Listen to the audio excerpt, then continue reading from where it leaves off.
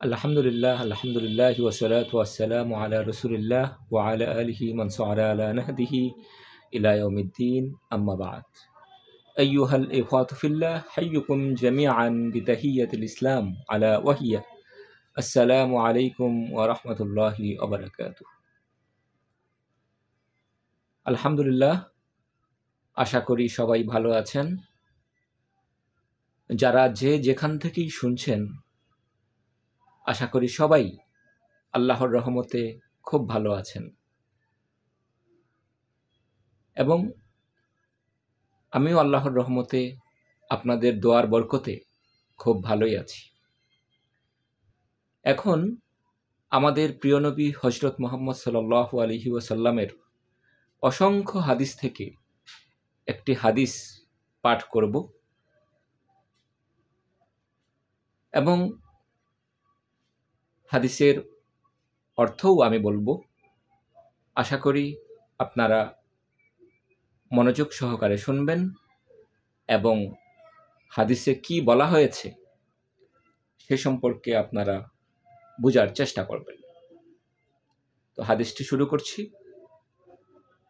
আন আলী রাদিয়াল্লাহু আনহু قال قال رسول الله صلى الله عليه وسلم للمسلم على المسلم ست بالمعروف يسلم عليه إذا لقيه ويجيبه إذا دعاه ويشمته إذا عطس ويعوده إذا مرض ويتبع جنازته إذا مات ويحب له ما يحب لنفسه رواه الترمذي والدارمي।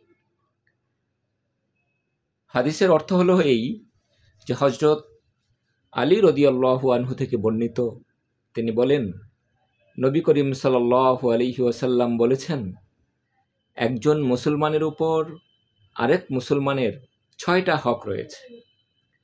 এক মুসলমানের উপর আরেক মুসলমানের 6টা কর্তব্য রয়েছে।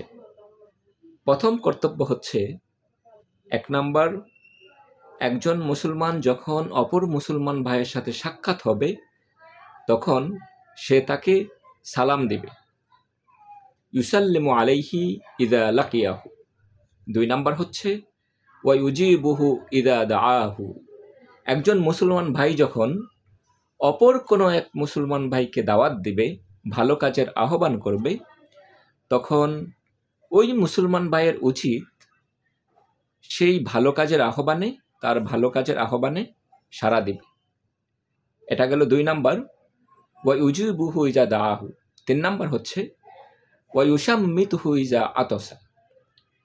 একজন মুসলমান ভাই যখন হাঁচি দিবে তখন ওই মুসলমান ভাই হাঁচি দেওয়ার পরে শুকরিয়া আদায় করে বলবে আলহামদুলিল্লাহ, এবং পাশে যে ভাই শুনবে তখন সে হাঁচির উত্তরে জবাব দিবে।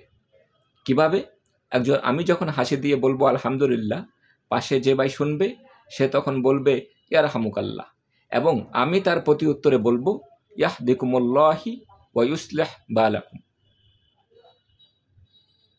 3 নাম্বার চলে গেল। 4 নাম্বার হচ্ছে ওয়া ইয়াউদুহু ইযা মারিদা।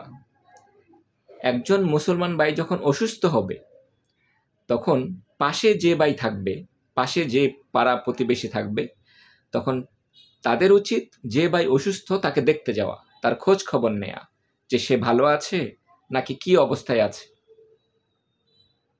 তাহলে 4 নাম্বার কি? ওয়া ইয়াউদুহু ইযা মারিদা। আর 5 নাম্বার হচ্ছে ওয়া ইয়াত্তাবিউ জানাজাতাহু ইযা মাতা। একজন মুসলমান ভাই যখন মারা যাবে, যখন আমি শুনবো, মাইকের এলান শুনবো যে একজন মুসলমান ভাই যখন মারা গেছে, তখন আরেক মুসলমান ভাইয়ের উচিত তার সে জানাজায় অংশগ্রহণ করা। এগুলো 5 নাম্বার। এবং সর্বশেষ 6 নাম্বার হচ্ছে ইউহিব্বু লাহু মা ইউহিব্বু লিনাফসিহি। একজন মুসলমান ভাই নিজের জন্য যা ভালো মনে করবে, অপর ভাইয়ের জন্য, অপর মুসলিম ভাইয়ের জন্য তাই ভালো মনে করবে।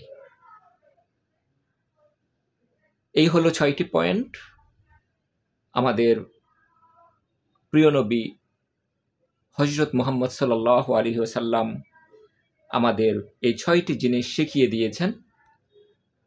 তার হাদিসের মাধ্যমে যে আমরা এক ভাইয়ের সাথে আরেক ভাই কি হক আদায় করব। তাহলে আমরা যে জিনিসটি বুঝতে পারলাম যে আমরা যে সমাজে বাস করি, শুধু আমি একা নই, আমাদের সমাজে আরও অনেক প্রতিবেশী আছে, ভাই বোন আছে, আত্মীয় স্বজন আছে।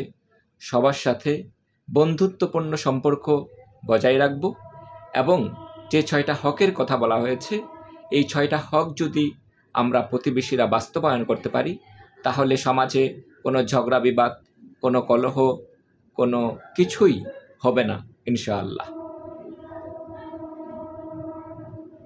তাহলে মহান আল্লাহ রব্বুল আলামিন আমাদেরকে এই হাদিসের উপর আমল করার তৌফিক দান করুন।